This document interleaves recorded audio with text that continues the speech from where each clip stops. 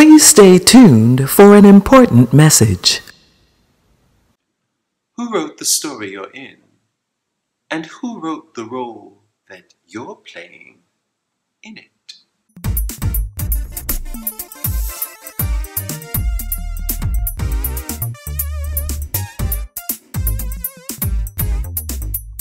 Hello everyone, it's 2015 and I'm here to wish you a happy new year.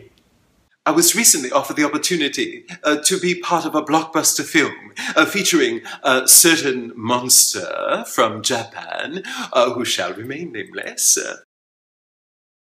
Instantly, I began to imagine myself in the leading role, performing great feats of physical prowess and courage and spiritual fortitude in my work to protect humanity from this monster. But when the script arrived, I realized that I wasn't being considered for the leading role, or even for the sidekick, or the sidekick's sidekick. I looked down the list of characters to find that the two roles for which I was being considered were, one, the sassy black friend, who had one line, quote, "Oh, hell no," close quote, before she was devoured by the monster on the street. Or, later in the script, the concerned multiracial nurse who stood by the bed of the lead character in the evacuation hospital only to be crushed by the foot of the monster as it trampled through the camp. She didn't have any lines. When they called to inquire which role I might be interested in, the first question that popped out of my mouth was, who wrote this mess?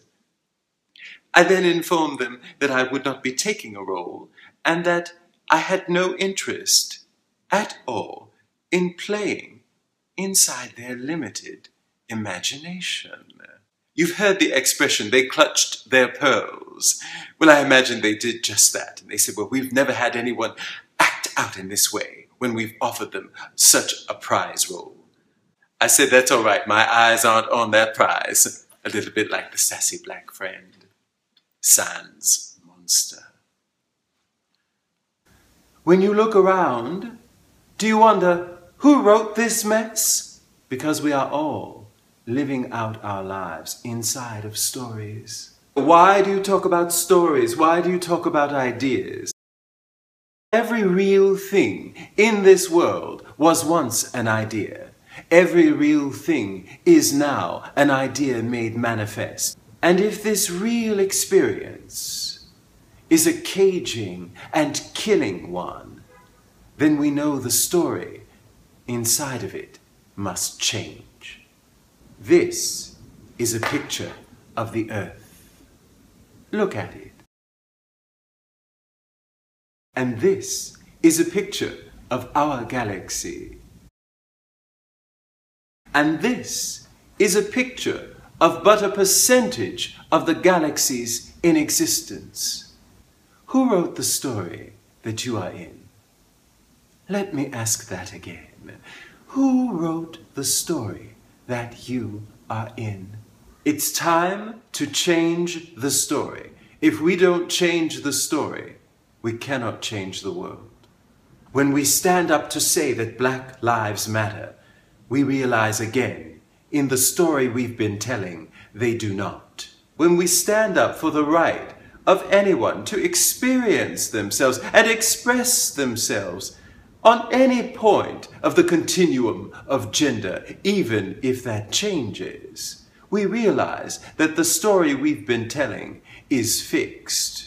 When we stand up to decry poverty and lack of education, we realize, looking back at history, that that story, its persistence, is as old and American as apple pie. When you encounter a part of the story that's being told that threatens in any way to crush the confidence of another, or at very worst, end the life of another, interrupt it at all costs, act out, rip up When you encounter a tacky little part that's been written for you, rip up the script and write yourself into existence in a brand new, bold, courageous, daring, and dare I say, scintillating way.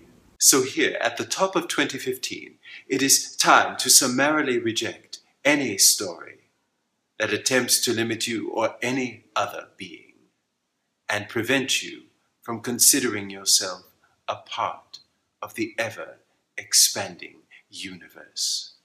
Act out of character. Surprise yourself and others by moving past the boundaries of what you know. Act out of order and be willing to trouble the waters. Act out of compassion and empathy for your fellow living beings. Act out of convention. Look up from your phone or device, reach out to a stranger, and move your body in the service of an experience not your own that will ease the suffering of another. Act out of courage. There's a time to be calm, there's a time to be quiet, there's a time to be civil, but not if that placidity, that quietude, and that civility are used in the service of your own or others' erasure.